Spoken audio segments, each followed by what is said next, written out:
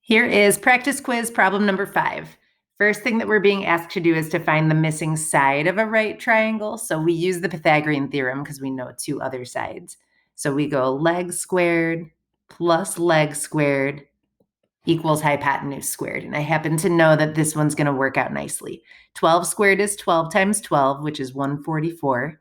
15 squared is 15 times 15, which is 225. And then I need to solve for x. So I'm going to subtract 144 from both sides. And I'm left with 81. I recognize that as a perfect square. So if I square root it, I should get a nice value for x. I get x is 9. So AC is 9, and I'm going to erase that x and replace it with a 9. All right, that's review, but we need it to solve the rest of the problem. So now let's do the trig. Notice that it talks about angle B in all these problems. So I'm going to put an arc on angle B, and I'm going to label what's opposite. The other leg is the adjacent leg. And then, of course, the hypotenuse is the long side that's opposite the 90-degree angle. So I'm going to look at my SOHCAHTOA and say, all right, first I need sine O over H. Once you have everything labeled, this is pretty quick and easy. O over H is just 9 over 15.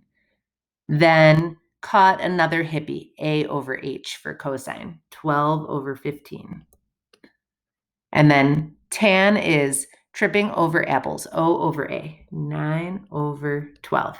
So whenever we say what's the sine, what's the cosine, what's the tangent, we actually just want that fraction. If you want, these can sometimes be simplified. So sometimes you won't see your answer as 9/15. If you simplify it, it's 3/5. 12/15 is 4/5, and 9/12 is 3/4. So those are equivalent. So if you want to simplify the fractions, you can. It's not really the most important part of the problem, though. All right, let's tie some stuff together. This is pretty cool. It says, well, what's the measure of angle B? So we know that in order to find angle measures, we do the inverse trig. You can use any of them that you want. You can use the sine that we already did.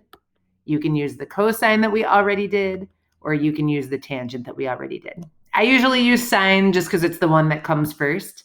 So in order to find the measure of angle B, I just say, well, if sine of B is 9 over 15, then I have to go inverse sine of 9 over 15 to get B. So let's go to our Desmos scientific calculator and go to function where the inverse is and go inverse sine 9 over 15. And it's about 36 and then 86989, those are pretty big numbers. So I'm just going to round it to 36.87 degrees.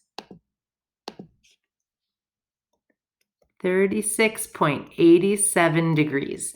I usually just do that once, and then I use the fact that angles in a triangle add up to 180 to find the rest of the angles. So angle A, of course, is a 90-degree angle, right? Because there's this right angle box. So angle A is just 90. And then I add those up and I see what's left over from 180. So I'm going to go back to my Desmos scientific calculator again, and I just go, let me see, I'm going to press enter so that that moves to the next line. I'm going to go 36.87 plus 90, and that's what I have so far, 126.87, and then I just subtract that from 180. 180 minus, I can either retype it, or this is kind of cool, there's an answer button that'll just steal the answer that we just used. So 53.13 degrees.